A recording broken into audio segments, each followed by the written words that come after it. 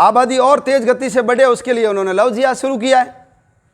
Love जिहाद का सर्वप्रथम मामला कहाँ आया? केरल में आया। केरल हाई कोर्ट के सामने ऐसे 2700 केस आए, जिस केस के अंदर लड़की हिंदू और लड़का मुसलमान। केरल हाई कोर्ट के कान खड़े हो गए कि ऐसा कैसे हो सकता है। और जब उन्होंने जांच कराई तो पता लगा इसके पीछे आबादी की संख्या कैसे तेजी से बढ़ाया जाए उसका षड्यंत्र है। हिंदू लड़कियों को प्रेम जाल में फंसाया जाए और उनसे शादी की जाए ताकि ये मुसलमान बने, इनके बच्चे भी मुसलमान बने, आबादी फटाफट तेजी से बढ़ेगी। इसलिए प्रेम जाल का एक षड्यंत्र रचा गया। उसको क्या बोला गया? उसको बोलते हैं लव जिहाद। ये हमने नहीं कहा, केरल हाईकोर्ट ने बोला है और ये करते भी हैं। आज हिंदू जैसी रूप रंग वेशभूषा बना करके, मौली वौली बांध करके, अच्छी मोटरसाइकिल लेकर के जहां कॉलेज हैं, स्कूल हैं, वहां ये घूमते हैं, लड़कियों का पीछा करते हैं, उनकी प्रशंसा करते हैं, उनको गिफ्ट देते हैं। हिंदू लड़की झांसे में आ जाती है। दुकानें खोलते हैं सिम की। कहां खोलेंगे? स्कूल के पास जाकर रिचार्ज कराएगी, नंबर आ जाएंगे, गलती से मैसेज करेंगे, बातचीत होते होते उसको प्रेम जाल में फंसा करके ले जाएंगे। कपड़े की दुकानें, सिलाई की दुकान खोलते हैं, हिंदू महिला जाती है, लड़की जाती है, उससे संपर्क साधते हैं। मेहंदी लगाने का काम करते हैं, लड़कियां हिंदुओं की जाएगी, मेहंदी लगाएगी, संपर्क हो जाएगा, बाद में लेकर रफू चक्कर हो जाएंगे। जिम खोल रहे हैं और हमारी लड़कियां फिटनेस के नाम पर वहां जाती है जिम में। मुसलमानों ने अपनी बहनों को आगे किया। क्यों? लड़की लड़की को नंबर दे देगी, लड़के को देती नहीं है वो, तो हमारी बहन हिंदू लड़की के नंबर लेकर के हमको देगी और हम फिर मोबाइल के माध्यम से इसको फंसाने का काम करेंगे। ऐसे उदाहरण आया कि MBBS कर रही है लड़की और किसके साथ भाग गई? टैक्सी ड्राइवर के साथ भागी। क्यों? वो प्रयास करते हैं कि ऐसा षड्यंत्र रच करके इनको भगाना है। बहुत बड़ी मात्रा में लड़कियां जा रही है हमारी, और वो जो लड़की जाती हैं वो तो मुसलमान बनती हैं, उसकी औलाद भी क्या बनती है? मुसलमान बनती है। और हमारे पास तो लिस्ट पड़ी है, ऐसी सैकड़ों लड़कियों की लिस्ट पड़ी है जो धोखे में आकर के गई है, और जब वो शादी कर ली, बाद में पता पड़ा तो ये जो हिंदू बन करके घूम रहा था तो हिंदू है ही नहीं, मुसलमान है। घर गए तो पता लगा कि ये कुंवारा बन करके हमारे पीछे डोरे डाल रहा था, ये तो शादीशुदा, उसके घर में तो पहले से ही उसकी पत्नी बैठी है, बच्चे हैं, लेकिन उसके फोटो खींच लेते हैं, उसकी वीडियो बना लेते हैं, फंस जाती है लड़की। और अंत में क्या होता है? ऐसे लड़की को आत्महत्या करनी पड़ती है। जिस लड़की ने घर पे कभी लहसुन प्याज भी काम नहीं लिया, उसको वहां जाकर क्या बनाना पड़ता है? अंडा बनाना पड़ता है, उसको मांस मुर्गा काटना पड़ता है, तब उसको समझ में आता है कि मेरे से बहुत बड़ी गलती हो गई। कितनी लड़कियों को अपने परिवार के अन्य लोगों के साथ शारीरिक संबंध बनाने के लिए मजबूर किया गया है। हमारे पास पड़े हैं ऐसे बहुत सारे लोग हैं, वो हमारे रिकॉर्ड है, वीडियो भी बनाया है। और आपने व्हाट्सएप फेसबुक के ऊपर तो बहुत सारे वीडियो देखे, उनके साथ क्या हुआ? पिटाई की गई उनकी, जलाया गया उनको, और बहुत सारी लड़कियों को यहाँ से बाहर भेजा गया विदेशों में। क्यों? आतंकवादी चाहिए ना, कैसे पैदा होंगे वो? महिला चाहिए ना, उनके लिए इन महिलाओं का उपयोग होगा। तो राष्ट्र, समाज, धर्म बड़ा होता है, तो हमारी हर हिंदू लड़की को समझाना पड़ेगा हिंदू क्या होता है और विधर्मी क्या होता है। भगवान श्री कृष्ण ने कहा है, स्वधर्मम निधनम श्रेय पर धर्मो भयावह।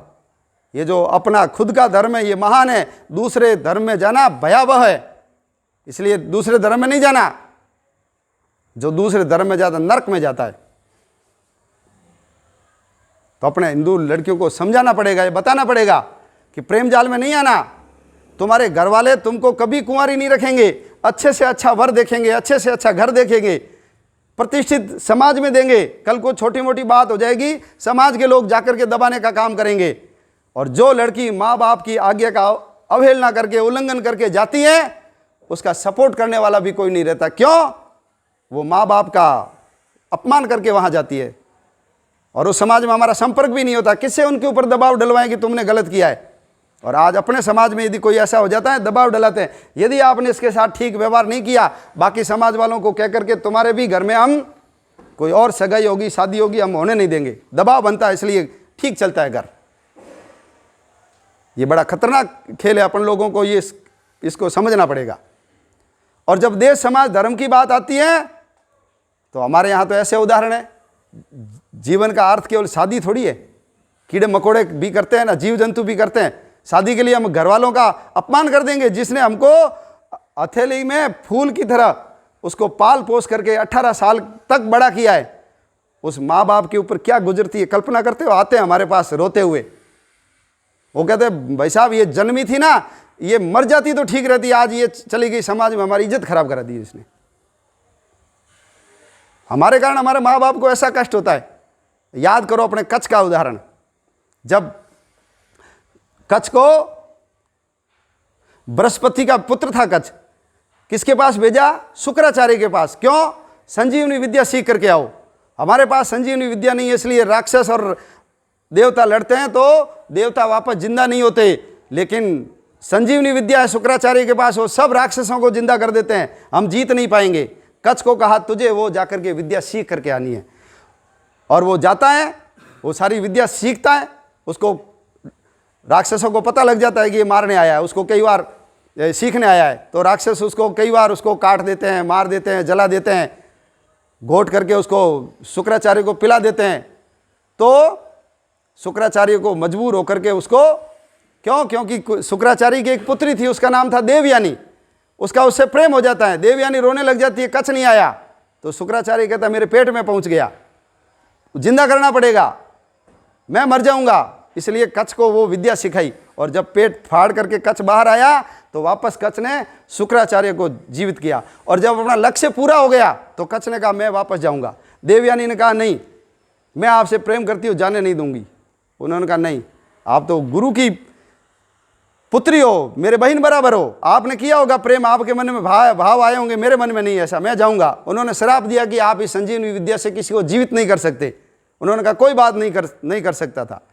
उसको ठोकर मार करके वो वापस आए और अपने गुरु, अपने पिता को सिखाई, और पिता ने सीख करके, क्योंकि इसको श्राप तो इसी को दिया था कि तू जिंदा नहीं कर सकता किसी को, लेकिन मैं किसी और को सिखाऊंगा, वो तो जिंदा कर सकता है ना।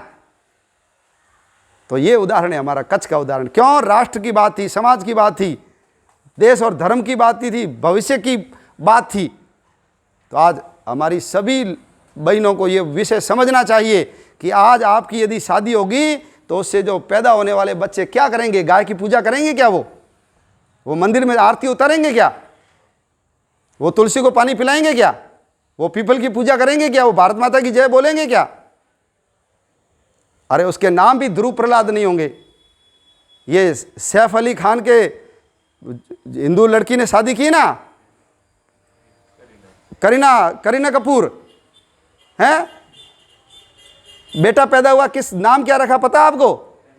तैमूर लंग। वो अत्याचारी, अनाचारी, पापाचारी, जिसने कितने लोगों के शीश काट दिए, कितने मंदिर तोड़ दिए। महाराणा प्रताप, शिवाजी, ऐसे नाम रखेंगे तो हमको प्रेरणा मिलेगी। राम, कृष्ण, ध्रुव, प्रहलाद, दुर्गा, सीता, सावित्री, ये हमको मार्गदर्शन, हमारे जीवन को आगे बढ़ाने वाले, प्रेरणा देने वाले नाम है। और जब तैमूर लंग जैसे नाम रखेंगे तो वो वैसा ही क्रूर और अत्याचारी बनेगा। इसलिए अपने कोई लड़की नहीं जानी चाहिए। और सभी हमारी हिंदू माता बहनों से निवेदन है, आप सब लोगों से भी निवेदन है, अपनी लड़कियों को समझाना, चर्चा करना, कभी भी विधर्मी के साथ नहीं जाना। कोई प्रशंसा करता है तो ये जो सैंडल पहन करके तुम फैशन के लिए नहीं घूमती हो, ये 6 नंबर का है ना, उल्टा होता है तो 9 नंबर दिखता है, और घर आकर के बताना कैसा हुआ है, और ऐसे लोगों का मुंह तोड़ उत्तर